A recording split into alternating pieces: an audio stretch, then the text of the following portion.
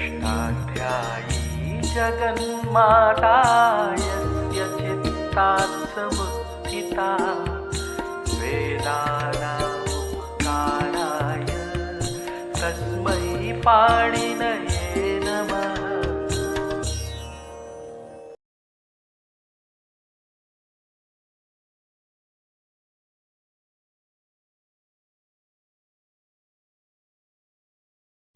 नमः पाणिनये। हम लोग प्रातिपदिकों से सुप प्रत्यय लगाकर सुबंत बनाने का विचार कर रहे हैं। तो सुबंत प्रक्रिया में प्रवेश करने के पहले हमें जान लेना चाहिए कि अभी तक जो प्रक्रिया चली आ रही है सिद्धांत कौमुदी इत्यादि प्रक्रिया ग्रंथों की, उस प्रक्रिया में और ये जो प्रक्रिया हम बता रहे हैं जिसका नाम पौष्पी प्रक्रिया है, इन दोनों प्रक्रियाओं में क्या भेद है। हमारी पौष्पी प्रक्रिया पाणिनि से एकदम सट कर चलती है। जैसा पाणिनि कहते हैं उनका अक्षरशः अनुगमन करती हुई प्रक्रिया चलती है। और जो सिद्धांत कौमुदी की प्रक्रिया है उसमें उन्होंने पहले से कल्पना कर ली कि हमें सारे प्रातिपदिकों के सुबंत बनाना है, तो किस क्रम से बनाएं। तो उन्होंने प्रातिपदिकों के दो हिस्से कर लिए, अजंत और हलंत। अब अजंतों को कैसे रखें, तो जैसा माहेश्वर सूत्रों में क्रम है अयुण ऋलिक एवं अयौज, इसी क्रम से हम अजंत शब्दों के रूप बनाएंगे। आ ई उ रि, इसी क्रम से बनाएंगे। इसी क्रम को पकड़ा उन्होंने। और हलंत के कैसे बनाएंगे, तो हलंत के लिए उन्होंने मातृका पाठ का क्रम नहीं लिया, काखा गागा गा चा छा झा ये क्रम नहीं लिया। उसके लिए भी उन्होंने माहेश्वर सूत्र को पकड़ दिया। इससे बड़ी गलती दुनिया में कोई हो नहीं सकती। इतना अवैज्ञानिक है ये कि जो माहेश्वर सूत्र बने हैं ये प्रत्याहार बनाने के लिए बने। हकारांत शब्द से लेकर पहले वो हकारांत बनाते हैं, फिर यकारांत बनाते हैं, फिर वकारांत बनाते हैं, फिर रेफांत बनाते हैं। और प्रातिपदिक यदि नहीं मिलते वकारांत प्रातिपदिक होते नहीं। यण जिसके अंत में है ऐसे प्रातिपदिक होते नहीं, तो ही बनाते हैं। कृत्रिम प्रातिपदिकों को गढ़ कर बनाते हैं। तो हाय वरट लण जो क्रम है ये कोई क्रम तो है नहीं, ये क्रम ही नहीं है। ये तो केवल प्रत्याहार बनाने के लिए माहेश्वर सूत्रों में रखे गए हैं। प्रत्याहार के अलावा इनकी कोई उपयोगिता ही नहीं। तो हकारांत से आरंभ करते हैं। इसका क्या उत्तर है, इसका यही उत्तर है कि माहेश्वर सूत्र में पहला व्यंजन हा है। हम कहते हैं कि हकारांत शब्दों के रूप बनानी क्यों, बनाना ही नहीं चाहिए, क्योंकि हकारांत शब्दों के रूप बनाने के लिए ऐसा एक भी कार्य नहीं होता जिसका निमित्त सुप हो। सुप के कारण कोई कार्य होता हो तो आप संबंध बनाइए उसका। तो हकारांत में क्या होता है, भ्याम आया तो आपने हो जा कर दिया, आपने प्रातिपदिक लिया, संधि का सूत्र है नहीं, हो जा तो संधि है। क्या सुप के कारण हो जाऊंगा नहीं, ये तो पदांतत्व के कारण हो। तो देखिए ये जो 33 व्यंजन हैं इसमें से लगभग 28 व्यंजन ऐसे हैं जिनके अंत में होने पर कोई कार्य होते ही नहीं। जिन व्यंजनों के अंत में होने पर सुप परे होने पर कोई कार्य ही नहीं होता, केवल संधि होती है। तो क्यों बनाना इनके रूप, उतने ही शब्दों के रूप बनाइए जिनके रूप बनाने के लिए पाणिनि ने सुप निमित्तक कोई कार्य कहा।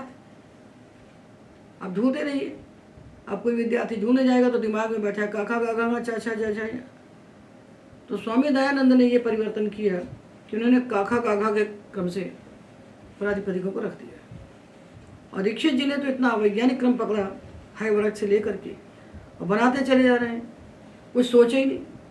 फिर क्या किया, अजंत शब्दों के 3 हिस्से बनाए, अजंत पुंलिंग, अजंत स्त्रीलिंग, अजंत नपुंसकलिंग। हलंत शब्दों के भी 3 हिस्से बना दिए, हलंत पुंलिंग, हलंत स्त्रीलिंग, हलंत नपुंसकलिंग। तो पूरे प्रातिपदिकों के 6 हिस्से बना दिए उन्होंने, और सब में उन्होंने यही क्रम पकड़ा। तो इतना बड़ा जंजाल मच गया वो। अब विद्यार्थी जो पढ़ते हैं रटते रहते हैं उनको आ जाता है, सिद्ध तो हो जाता है, किंतु उनकी ज़िंदगी का कितना क्षय होता है ये बात नहीं समझते। इसलिए हमें वैसे पढ़ना चाहिए जैसा पाणिनि कहते हैं। तो पाणिनि कैसा कहते हैं ये आपको हम बता रहे हैं। सुबंध प्रक्रिया के लिए पाणिनि क्या कहते हैं उस बात को आप समझिए कि उन्होंने पहले बताया हमको प्रातिपदिक। प्रातिपदिक किसको कहते हैं? जो शब्द धातु नहीं होते। प्रातिपदिक संज्ञा करने वाले 2 सूत्र हैं। इसलिए 2 सूत्र हैं कि प्रातिपदिक 2 प्रकार के होते हैं। एक वे होते हैं जिनमें से हम प्रकृति प्रत्यय को अलग अलग करके नहीं ढूंढ पाते हैं। कहीं कहीं तो प्रकृति प्रत्यय साफ साफ दिख जाते हैं, जैसे राम, तो रम धातु दिख रहा है और अप्रत्यय दिख रहा है जो कि घ है, पर आपने रिफिट रिफिट कह दिया तो यहाँ तो दिखता नहीं है। तो कुछ प्रातिपदिक व्युत्पन्न होते हैं जहाँ प्रकृति प्रत्यय का विभाग हम कर सकते हैं, और कुछ प्रातिपदिक अव्युत्पन्न होते हैं जिनकी व्युत्पत्ति हम नहीं कर सकते। तो ऐसे 2 प्रकार के प्रातिपदिक हैं। तो अव्युत्पन्न प्रातिपदिकों के लिए उन्होंने सूत्र बनाया अर्थवद अधातु और अप्रत्यय प्रातिपदिका। ऐसे शब्द जो धातु से भिन्न है, धातु नहीं है, प्रत्यय से भी भिन्न है और प्रत्ययांत से भी भिन्न है। तो धातु भिन्न, प्रत्यय भिन्न, प्रत्ययांत भिन्न, जो अर्थवान शब्द स्वरूप उनकी प्रातिपदिक संज्ञा होती है। और जो व्युत्पन्न प्रातिपदिक हैं उनके लिए बनाया कृत तद्धित समासाश्य। कृदंत और तद्धितांत और समास जो अर्थवान, अर्थवत की अनुवृत्ति ले ली, उनकी भी प्रातिपदिक संज्ञा होती है। तो व्युत्पन्न प्रातिपदिक हो चाहे अव्युत्पन्न प्रातिपदिक हो, जब तक उससे हम सुप नहीं लगाएंगे तब तक वो पद नहीं बनेगा। पद नहीं बनेगा तो हमारे किसी काम का नहीं रहेगा, हम वाक्य में उसका प्रयोग ही नहीं कर सकेंगे। तो इन सारे प्रातिपदिकों से हमको सुप लगाना है। तो किस क्रम से काम आरंभ करें? तो सारे कार्यों को बुद्धि में धारण करके भगवान पाणिनि कहते हैं कि देखिए ये जो सुप विभक्तियाँ हैं इनके 2 हिस्से बना लीजिए। पहले ये 5 सु औ जस अम औट, ये 5 विभक्तियों का नाम किया जा रहा है। इनकी संज्ञा बता रहे हैं। इनका नाम है सर्वनामस्थान। इनकी संज्ञा है सर्वनामस्थानम। और संज्ञा करने वाला सूत्र है सुड अनपुंसकस्य। सुड अनपुंसकस्य ये हमने अष्टाध्यायी सहज बोध के 4th भाग में सुबंध प्रक्रिया लिखी है, जिसमें हमने पाणिनि के क्रम का आश्रय लिया है। उसमें स्त्री प्रत्यय भी हैं और द्विरुक्ति है। तो उसका सुबंध प्रक्रिया वाला जो भाग है उसको आप खोल लेंगे तो वहाँ से आपको मिल जाएगा, नहीं तो श्रवण कीजिए। तो 5 प्रत्यय का नाम उन्होंने रखा सर्वनाम स्थान। जब 5 का नाम हो गया सर्वनाम स्थान तो कहते हैं देखिए अब 6वां प्रत्यय कौन सा आता है? शस। ये 6वां प्रत्यय है, यहाँ से आरंभ कीजिए और कहाँ तक चलिए। तो ये जो विभाग किया उन्होंने ये खाली सुप प्रत्ययों के लिए नहीं किया, ये 4थे और 5वें अध्याय के सारे प्रत्ययों के लिए किया है। ये नहीं भूलना चाहिए। 4थे अध्याय के सारे प्रत्यय और 5म अध्याय के सारे प्रत्यय, ये जितने ही प्रत्यय हैं सैकड़ों, इनके उन्होंने 2 हिस्से बनाए। पहले वर्ग में रखा सुऔ समौठ, इनका नाम रख दिया सर्वनाम स्थान। तो बचे हुए का नाम नहीं रखा उन्होंने, बचे हुए का नाम अपने आप असर्वनाम स्थान हो गया। अपने आप हुआ कि नहीं हुआ? तो 5 प्रत्यय कह रहा है सर्वनाम स्थान। संज्ञा करने वाला सूत्र है सुड अनपुंसकस्य। इनका नाम हुआ सर्वनाम स्थान। ये सुट कह रहा है सु से लेकर टा तक सुट, पर साथ में लिख दिया अनपुंसकस्य। जब ये नपुंसक प्रातिपदिक से लगेंगे तब इनका नाम सर्वनाम स्थान नहीं होगा। जब स्त्रीलिंग प्रातिपदिक से लगेंगे या पुंलिंग प्रातिपदिक से लगेंगे तो इनका नाम होगा सर्वनाम स्थान। जब ये नपुंसक प्रातिपदिक से लगेंगे तो इनका नाम सर्वनाम स्थान नहीं होगा। ठीक है, तो क्या नाम होगा? कुछ नाम नहीं होगा। अब ये शस से चले, अब आप पूरा 4th अध्याय पार कीजिए और पूरा 5म अध्याय देख लीजिए तो अंतिम प्रत्यय मिलेगा आपको 5 4 151। सूत्र है उरह प्रवृत्तिभ्य कप। तो शस से हमने आरंभ किया और कप पर जाकर समाप्त किया। तो शस से लेकर के कप पर्यंत जितने ही प्रत्यय हैं 4th 5म अध्याय में, उनका नाम हो गया असर्वनाम स्थान। 5 4 151 151 54 151 देखिए, पेज है 100। तो इतने प्रत्यय कहलाए असर्वनाम स्थान। ठीक है ना। अब हमने 3 बातें जान ली। पहली बात ये जानी कि सु औजा समौच इनका नाम है सर्वनाम स्थान। दूसरी बात जानी कि यदि नपुंसक प्रातिपदिक से लगेंगे तब इनका नाम सर्वनाम स्थान नहीं होगा। ठीक है ना। और तीसरी बात जानी कि शस से लेकर कब तक जो प्रत्यय हैं इनका नाम है असर्वनाम स्थान। समझ में आ रहा है ना। ये पाणिनि की प्रोग्रामिंग है, ये उनकी योजना है कि किस प्रकार से पहले योजना बनाना है, उसके बाद उस योजना को कार्यान्वित करना है। ठीक है। अब ये जो प्रत्यय है असर्वनाम स्थान, इनके 2 हिस्से किए उन्होंने, 2 भाग किए। इन प्रत्ययों में जिनकी असर्वनाम स्थान संज्ञा है, इन प्रत्ययों में जो प्रत्यय यादि हैं, यकार आदि हैं, और जो अजादि हैं। यकार आदि प्रत्यय जैसे यय, श्यय, ये यकार आदि हैं। और जो अजादि हैं अण, आय, ईय, और इन प्रत्ययों में शस में बचेगा अस, ये भी आजादी है ना। तो शस आजादी है। टा में टा की संज्ञा हुई तो आ बचा, आजादी है। भ्याम आजादी नहीं है, भिस आजादी नहीं है। तो भ्याम भिस, भ्याम भ्यस, भ्याम भ्यस सुप, ये यकार आदि भी नहीं है, आजादी भी नहीं है। और शस, टा, गे, घसी, घस, ओस, आम, गी, ओस, इन 21 व्यक्तियों में हम देखते हैं कि 9 प्रत्यय आजादी। भ्याम भिस, भ्याम भ्यस, भ्याम भ्यस सुप, ये 7 यादी आजादी से भिन्न है।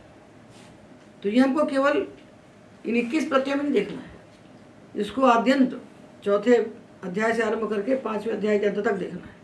तो असर्वनाम स्थान प्रत्ययों के 2 हिस्से हुए। एक वर्ग में आई यादी आजादी, जो यकार आदि आजादी है, यकार आदय आजादय। दूसरे भाग में आए जो यादी आजादी नहीं है, तो यादी आजादी असर्वनाम स्थान और यादी आजादी से भिन्न असर्वनाम स्थान, ये 2 वर्ग बन गए। ठीक है ना।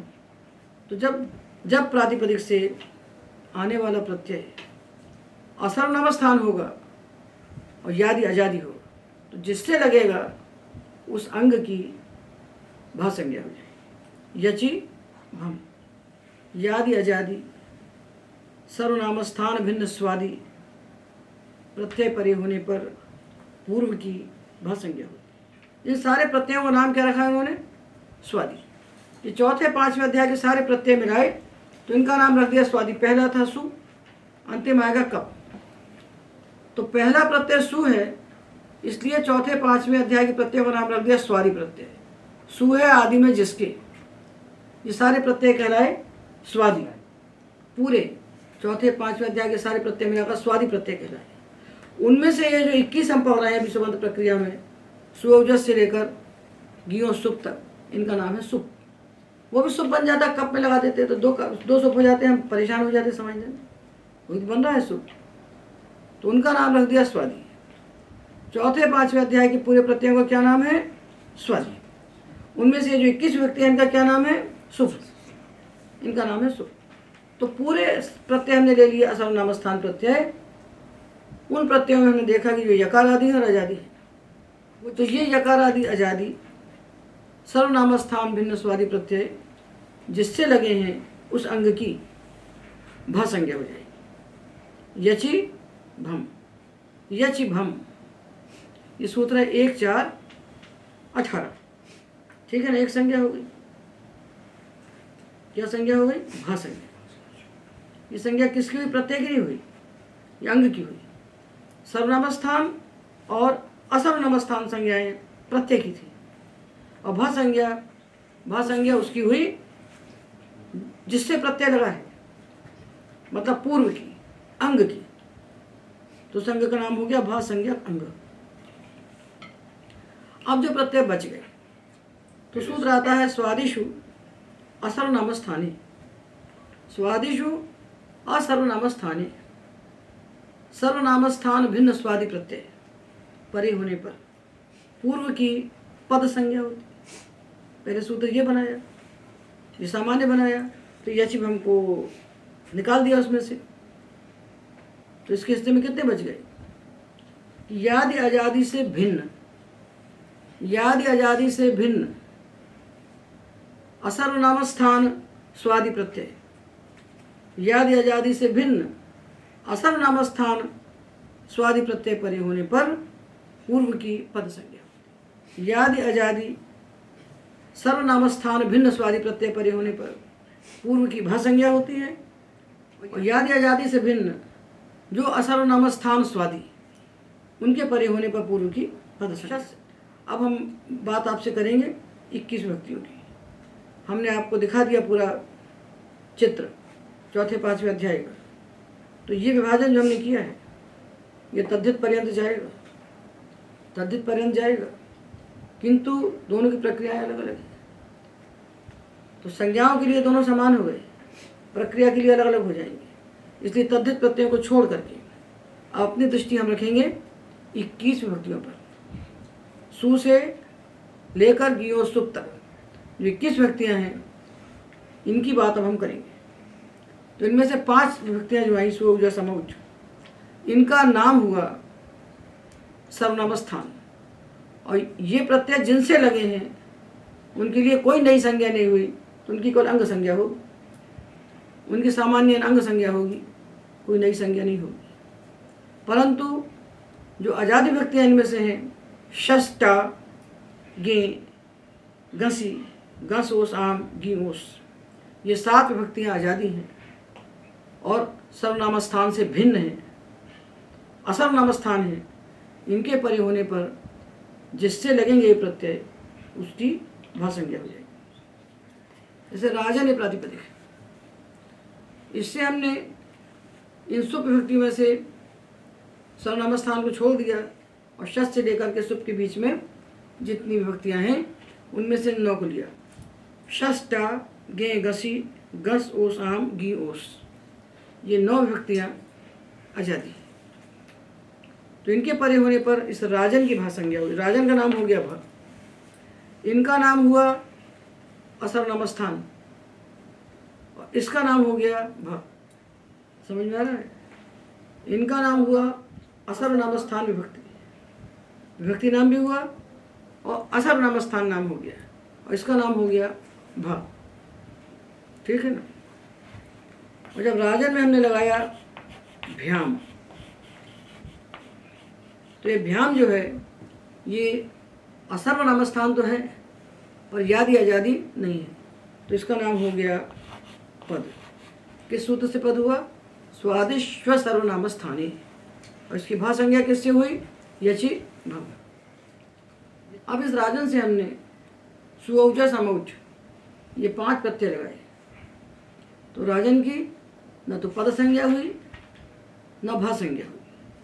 पद संज्ञा और भा संज्ञा असर्वनाम स्थान संज्ञा प्रत्यय परे होने पर ही होती है, और इनकी संज्ञा पहले हमने कर दी सर्वनाम स्थान, इन 5 को छोड़ दिया। ठीक है ना? तो इनकी केवल अंग संज्ञा हुई, सामान्य अंग संज्ञा। राजन कहलाएगा अंग, एक ही संज्ञा हुई इसकी। उस अंग का कोई विशेषण नहीं बना कि भा संज्ञक अंग या पद संज्ञक अंग, ऐसा कुछ नहीं बना। तो 3 हिस्से हो गए, एक भाग बना सुऔजस अमौच का। अब राजन के रूप जो बनेंगे ये 3 प्रकार के बनेंगे। 21 विभक्तियों के 21 रूप आपको नहीं बनाना है, आपको 3 रूप बनाना है। सुऔजस अमौच एक वर्ग ये हो गया, इनमें से बनाएंगे एक रूप हम, और 9 व्यक्तियां इसमें आई। षष्टा गे गस गस ओस आम गी ओस, और एक रूप बनेगा इसका भ्याम्भ्यस भ्याम्भ्यस भ्याम्भ्यस पशु। ये 7 विभक्तियां हैं जो यादी आजादी नहीं है और सर्वनाम स्थान से भिन्न है। इनके परे होने पर अंग की पद संज्ञा होगी। तो एक बनाएंगे तो 7 बन जाएंगे। जैसे हमने बनाया राज भी, नाकलोप किया तो राज भी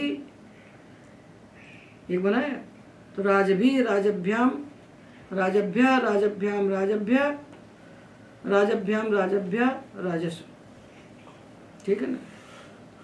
तो पद संज्ञा हुई तो हमने ना का लोप कर दिया, एक में किया तो सबका हो गया। यदि वो पहले से संज्ञा नहीं करते तो एक एक बनाते रहते, तो पहले उन्होंने 3 हिस्से बना दिए प्रत्ययों के। जो कार्य एक प्रत्यय में होगा वो 9 में होगा, और जो यहाँ 1 में होगा वो 7 में होगा, और जो यहाँ 1 में होगा 5 में होगा। तो 5 का 1 वर्ग, 9 का 1 वर्ग और 7 का 1 वर्ग हो गया। तो 9 और 5 14 और 7 21 व्यक्तियाँ हो गई। और रूप आपको 21 नहीं बनाना है, रूप आपको 3 बनाना है। रूप आपको 3 बनाना है, प्रत्येक वर्ग का 1 1 बना लीजिए, तो बाकी अपने आप खड़े हो जाएंगे। ये कार्य उन्होंने पहले किया। यहाँ तक बात समझ में आई? प्रत्ययों के 2 नाम बनाए, सर्वनाम स्थान और असर्वनाम स्थान।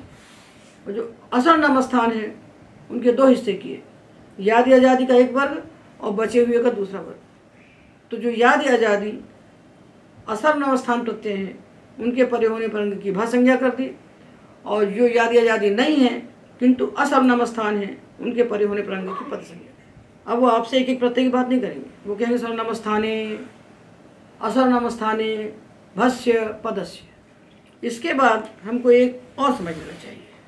ये तो बात हो गई प्रत्ययों की, ये प्रत्यय हैं। भाई प्रत्यय हमेशा ऐसे ही रहे ऐसा नहीं होता, कभी किसी प्रातिपदिक के बाद आने वाले प्रत्यय की आकृति बदल जाती है, उसका नाम होता है प्रत्ययादेश।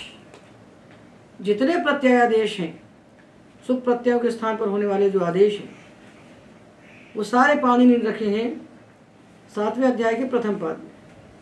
जितने भी प्रत्ययादेश हैं, चाहे वो तिंग प्रत्यय के स्थान पर होने वाले आदेश हो, चाहे कृत के स्थान पर होने वाले आदेश हो, चाहे तद्धित के स्थान पर होने वाले आदेश हो, चाहे सुप के स्थान पर होने वाले आदेश हो, पाणिनि की दृष्टि में सबका नाम है प्रत्ययादेश। इन सबका संग्रह करके पाणिनि ने प्रकरण बनाया 49 सूत्रों का। 7 1 1 से लेकर 7 1 49 सूत्र जो हैं उनको अष्टाध्यायी में देख लीजिए, इससे पाणिनि अष्टाध्यायी की संरचना समझ में आएगी। तो 7 1 में जब आप गए तो 7 1 9 लीजिए। 7 1 9 है अतोभिस ऐस, 9 से 33 तक चले जाइए सामाकम। 7 1 9 से लेकर 7 1 33 तक, ये लगातार सूत्र हैं। इनको इसमें से निकाल लीजिए, उखाड़ के अलग कर लीजिए, तो ये अष्टाध्यायी के सूत्र बचे हुए नहीं रोएंगे, उनका उनसे वियोग नहीं होगा। इसलिए नहीं रोएंगे वो, क्योंकि दूसरे जो ऊपर वाले हैं ना वो संबंध के हैं ही, और नीचे वाले भी संबंध के नहीं, तो कोई रोना गाना नहीं हो। तो इन पूरे को उठा लीजिए। इसको छोटा बच्चा भी अपने आप पढ़ सकता है, छोटा 10 साल का बच्चा भी इस सूत्रों को अपने आप पढ़ सकता है। अभी आप पढ़ेंगे छोटे बच्चे जितने हैं, इसको अपने आप पढ़ना। ये क्या करते हैं, जो सुअवजस प्रत्यय आपने पढ़े हैं उनके स्थान पर आदेश करते हैं। तो इसमें से अभी आपको हम एक आदेश लेकर के बात बताएंगे, और उसके बाद बाकी की बात यथा समय बताएंगे। तो इसमें सूत्र है, देखिए 20वां सूत्र 7 1 20, यह जश शशो शिह। उसके ऊपर सूत्र है नपुंसकाच्च। प्रातिपदिक यदि नपुंसक लिंग है, प्रातिपदिक नपुंसक लिंग है, ठीक है। जैसे आपने वन ले लिया, वन, इसके बाद लगाया जस और शस, जस और शस। तो अभी हमने क्या पढ़ा है कि नपुंसक प्रातिपदिक के बाद आने वाले सुअवजस अमौट की सर्वनाम स्थान संज्ञा नहीं होती। तो अभी जब नहीं है तो सारे के सारे क्या कह रहा है, असर्वनाम स्थान। वो संज्ञा अपने आप हो जाएगी। जब इनके सर्वनाम स्थान संज्ञा का निषेध करेंगे तो अपने आप ये असर्वनाम स्थान हो गए। जब इनके लिए उन्होंने कहा सुट अनपुंसकस्य, नपुंसक लिंग के जो सुट उनका नाम सर्वनाम स्थान नहीं होता तो उनका नाम अपने आप हो गया असर्वनाम स्थान, बिना सूत्र बनाए काम चल गया। तो इनमें से जस शस के लिए सूत्र बनाया जस शशो शीह। यदि यहाँ प्रातिपदिक नपुंसक लिंग है तो इसके बाद आने वाले जस शस के स्थान पर शी आदेश हो जाएगा। यदि प्रातिपदिक नपुंसक है तो उसके बाद आने वाले जस शस के स्थान पर शी आदेश हो जाएगा। समझ रहे हो? और ये जो शी आदेश होगा, ये भी शी हो गया और ये भी शी हो गया, ये दोनों शी हो गए। और इन दोनों शी का नाम उन्होंने रख दिया शी सर्वनाम स्थानम। शी सर्वनाम स्थानम। नपुंसक प्रातिपदिक के बाद आने वाले जस और शस के स्थान पर जो शी आदेश हुए हैं दो, इन दोनों का नाम हो गया सर्वनाम स्थान। तब कितने हो गए सर्वनाम स्थान? कितने हो गए? 7 हो गए। कौन कौन से हुए? सु और जस अमौट और जस और शस के स्थान पर जो शी आदेश हुए 7 हो गए। सु जस अमौट, ये 5 नपुंसक से भिन्न में, और नपुंसक में जस शश और शी के स्थान पर होने वाली है 2 शी, तो सर्वनाम स्थान हो गए 7। अब पहले देखना ही पड़ेगा, जब आप जान जाएंगे तब सूत्र की गति होगी, नहीं तो सूत्र की प्रवृत्ति नहीं होगी। ये नपुंसक लिंगी विभक्तियाँ होगी। इन दोनों के स्थान पर हो गया शी और शी, इनका नाम हो गया सर्वनाम स्थान। तो इसका नाम क्या हुआ? असर्वनाम स्थान हो गया अपने आप। इनका नाम हुआ असर्वनाम स्थान। ठीक है, इसमें से औ औ औ औ ये दोनों आजादी हैं। आजादी असर्वनाम स्थान है, तो जिससे लगेंगे उसकी क्या संज्ञा होगी? उसकी भाषंज्ञा होगी। यादि आजादी सर्वनाम स्थान भिन्न स्वादि प्रत्यय परे होने पर पूर्व की भाषंज्ञा होगी। तो इनके लगने पर इनकी संज्ञा नहीं होगी, अंग जो आएगा उसकी भाषंज्ञा होगी। इन दो का क्या होगा? इन दो का क्या होगा? इन दो का होगा स्वमोर नपुंसक। नपुंसक लिंग के बाद यदि सु और अम आते हैं तो इनका लुक हो जाता है, तो चले गए, इनका लुक हो गया। ये नपुंसक के प्रातिपदिक हुए, ये नपुंसक के प्रत्यय हुए। इनको जाने बिना हम पूरी भाषंज्ञा और पूरी पद संज्ञा को नहीं जान सकते। तो इनका तो लुक हो गया, और लुक का मतलब है न लुमतांगस्य, तन्निमित्तक अंग कार्य नहीं होगा, तन्निमित्तक अंग कार्य नहीं होगा। तो इन दो का तो लुक हो गया। इन दो की संज्ञा होगी सर्वनाम स्थान शी आदेश होने पर, और ये दो का कुछ नहीं हुआ तो ये बने रहे बेचारे असर्वनाम स्थान। तो इनके परे होने पर अंग की भा संज्ञा हो गई, इनके परे होने पर अंग की कोई संज्ञा नहीं हुई, क्योंकि सर्वनाम स्थान प्रत्यय परे होने पर अंग की कोई संज्ञा नहीं, अंग की अंग संज्ञा ही रहती। और इनका लुक हो गया, तो इनको निमित्त मानकर कोई कार्य हम नहीं करेंगे। हो गया। तो ये जो हमारे पास 21 विभक्तियाँ हैं, 21 है, तो उसमें से ये हमने अलग कर दिए, 21 रखिए अलग। और चूंकि नपुंसक के लिए अलग से बता रहे हैं, तो नपुंसक की ये इतनी विभक्तियाँ जो हैं इनको उसमें मिला लीजिए। तो उसमें सुअ समउट 5 का नाम हमने रखा सर्वनाम स्थान, उसमें शी आ गए, तो सर्वनाम स्थान हुए 7। और 9 विभक्तियाँ परे होने पर हमने नाम रखा था अंग का भ, शस, टा, गे, गसी, गस, ओस, आम, गी, ओस। ये परे होने पर हमने क्या की थी? भ संज्ञा। तो दोष में शामिल हो गए। तो नपुंसक में 2 आज़ादी मिले, और नपुंसक भिन्न में हमें 9 आज़ादी मिले। तो 9 2 11, टा, गसी, गे, गसी, गस, ओस, आम, गी, ओस के साथ औ औ विभक्तियाँ हो गई, 2 नपुंसक की और बाकी अनपुंसक की। 9 के परे होने पर अंग की भाषंज्ञा होगी, और 5 और 2 7 की सर्वनाम स्थान संज्ञा होगी, इसलिए उनके परे होने पर अंग की कोई विशेष संज्ञा नहीं की जाएगी। ठीक है ना। और नपुंसक के सुअम का लुक हो जाएगा। तो पूरे प्रत्यय आपके सामने आ गए। पूरे का मतलब तीनों लिंग में प्रातिपदिक के 3 ही लिंग होंगे, तो तीनों लिंगों के प्रातिपदिक को इकट्ठा करके हमने आपको दिखा दिया कि किनका नाम सर्वनाम स्थान है और बचे हुए का नाम असर्वनाम स्थान है, उसमें से कितने प्रत्यय आज़ादी हैं।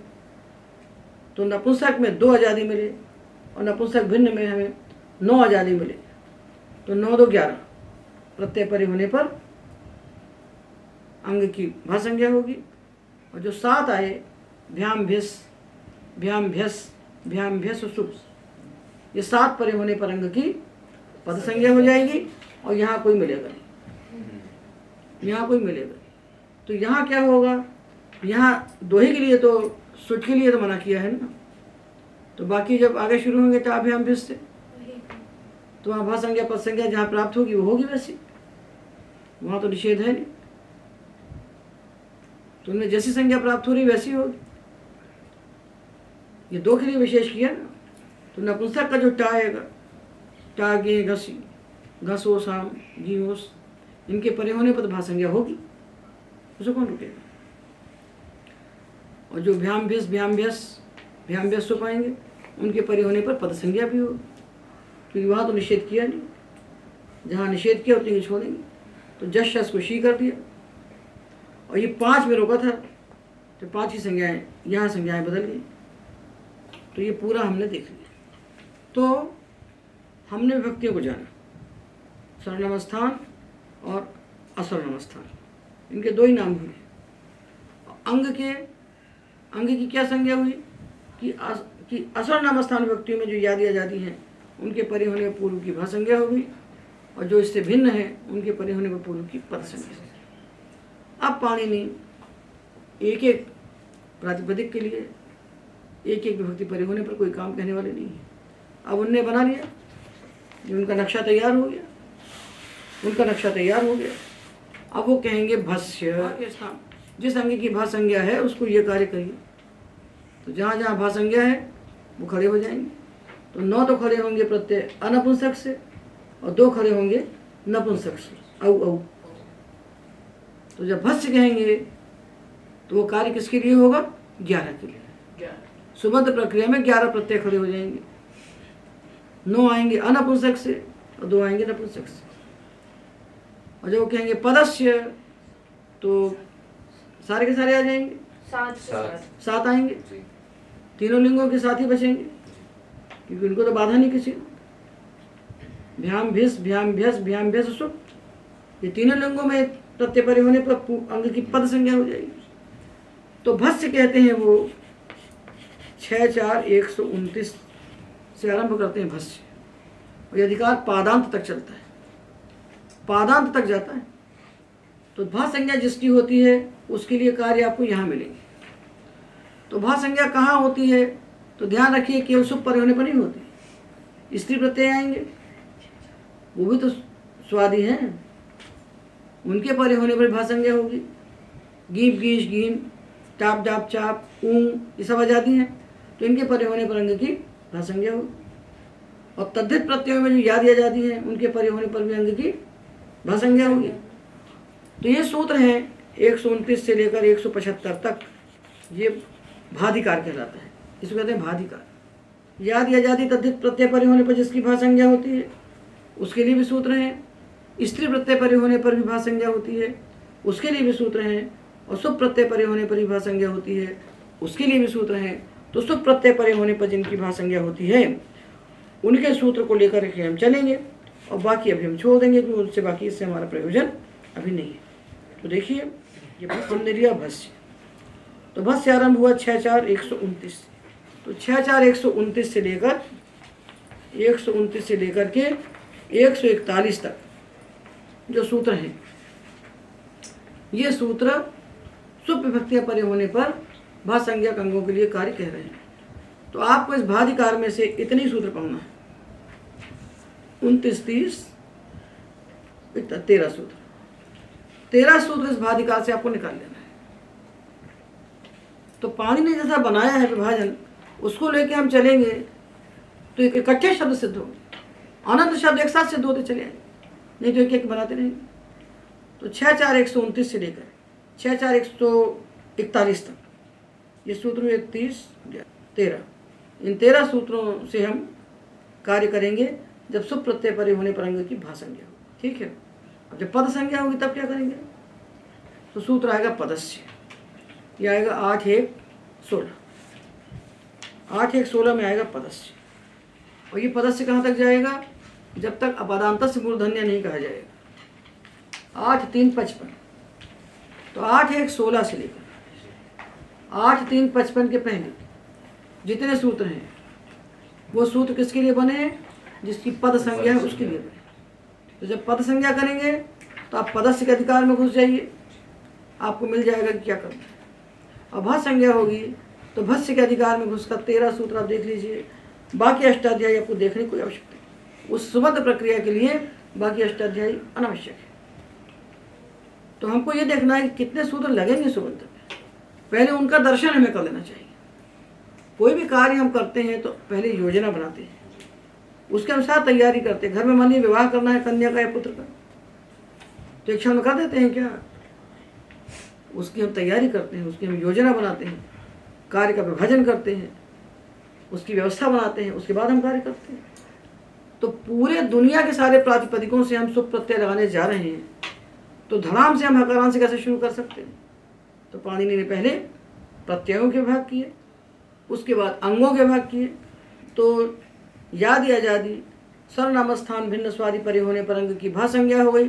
तो उसके लिए हमको 13 सूत्र दिए उन्होंने, 6 4 129 से 141 तक। तो जब यादि अजादि से भिन्न असर्वनाम स्थान प्रत्यय परे होने पर अंग की पद संज्ञा हुई, तो उसके लिए उन्होंने पदस्य का अधिकार दे दिया। और सुओजस अमौट 5 और नपुंसक की शीशी, ये 7 प्रत्यय परे होने पर अंग की कोई संज्ञा नहीं, तो उसके लिए अंगाधिकार में सूत्र अलग से कह दिया।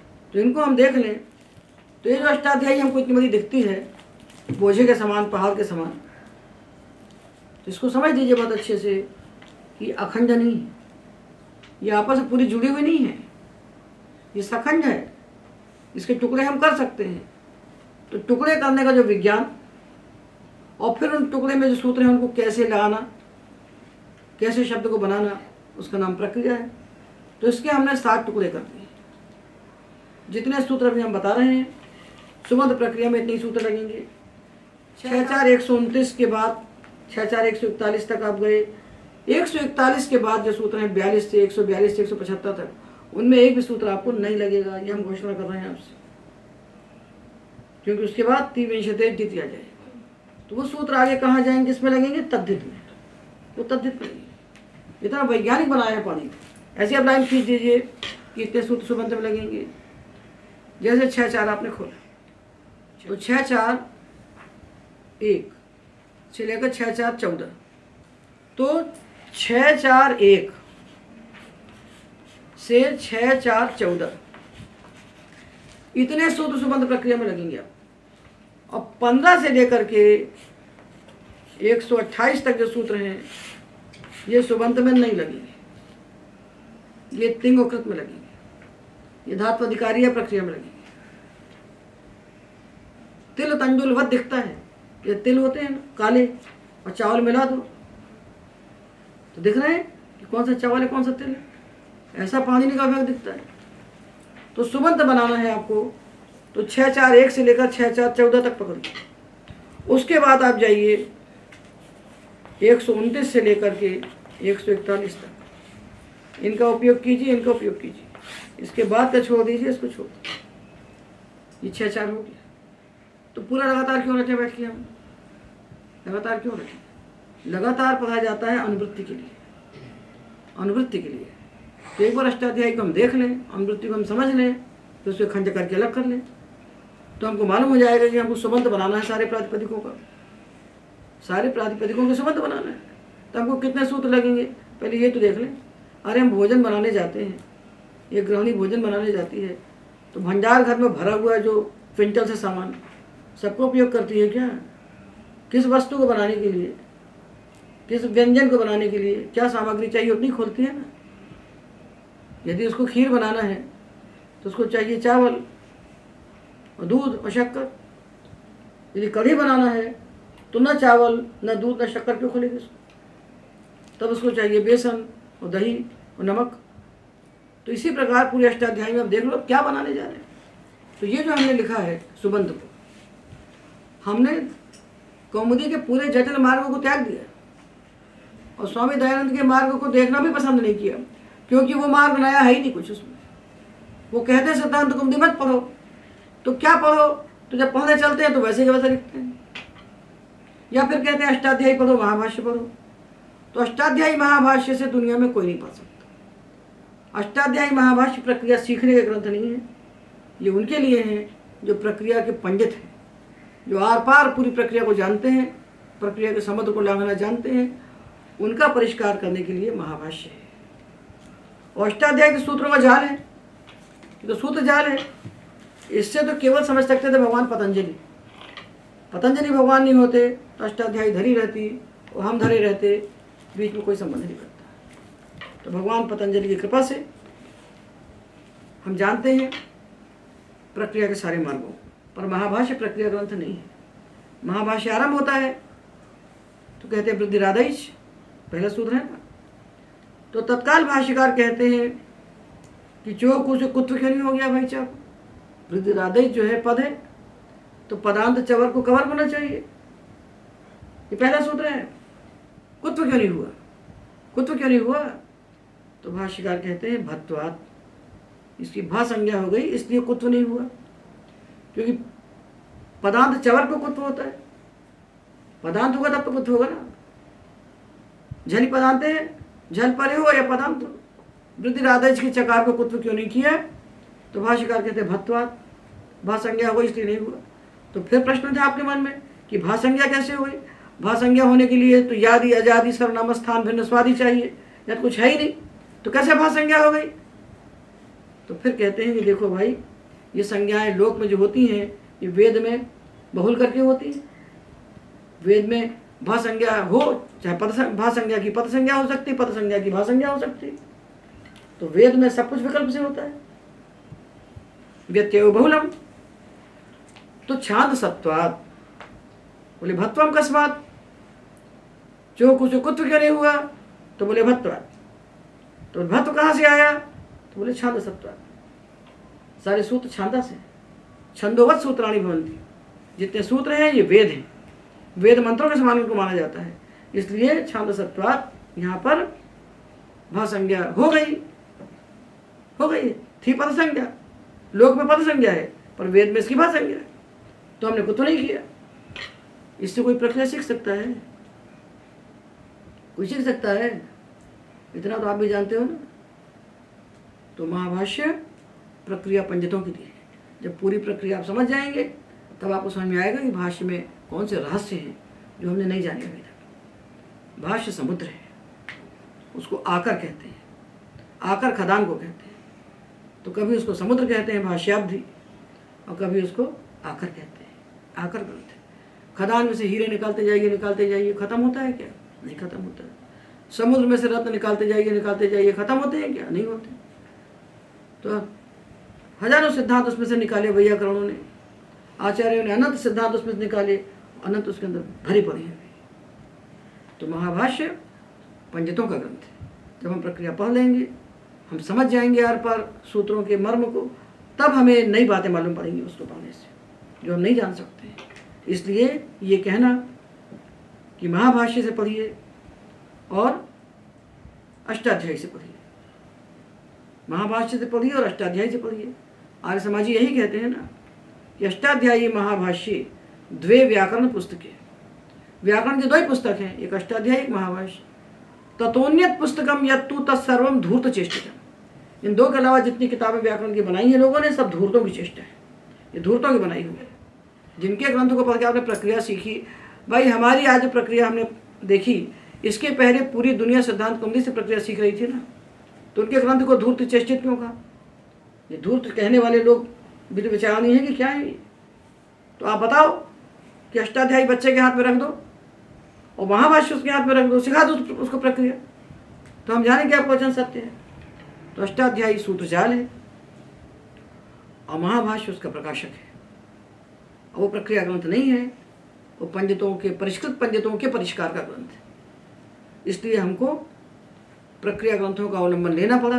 प्रक्रिया ग्रंथ आवश्यकता थी समय की, तो प्रक्रिया ग्रंथों ने हमको अभी तक सिखाया, उसी से हम लोगों ने भी सीखा। किंतु सीखते सीखते उसमें जो क्लेश हुआ, तो अष्टाध्यायी को देखा, उसका मंथन किया, तो उसमें प्रक्रिया हमको दिख गई कि पाणिनि ने ऐसा नहीं चाहते कि आप एक एक शब्द पकड़िए, हकारांत के क्रम से लेकर बनाते जाइए और सबके रूप बनाते जाइए, ये कुछ नहीं है। हमको शब्द नहीं बनाना है, हमको शब्द बनाने का विज्ञान आप बता दो, हम बना लेंगे। तो हम आपको शब्द बनाने का विज्ञान बता रहे हैं, प्रातिपदिक से शुभ लगाकर सुबंत बनाने का विज्ञान आपको बता रहे हैं। उस विज्ञान के लिए जो पूर्व पीछिका थी कि पाणिनि ने कैसे विभाजन किया अंगों का और कैसा विभाजन किया प्रत्ययों का, वो हमने आपको पूरा दिखा दिया। अब आगे पाणिनि जब भस्य कहेंगे तब आप भसंज्ञा में लगाना उस सूत्र को, जब पदस्य कहेंगे तो पद संज्ञा जहाँ होगी वहाँ लगाना। कहीं वो कहेंगे सर्वनाम स्थानीय, कहीं वो कहेंगे असर्वनाम स्थानीय, कहीं कहेंगे भस्य, कहीं कहेंगे पदस्य। तो ये सारा चित्र आपके सामने प्रकट हो गया। इसको पहले बुद्धि में धारण कीजिए, उसके बाद हम प्रक्रिया का व्याख्यान करेंगे। आज के व्याख्यान में इतना बताएं।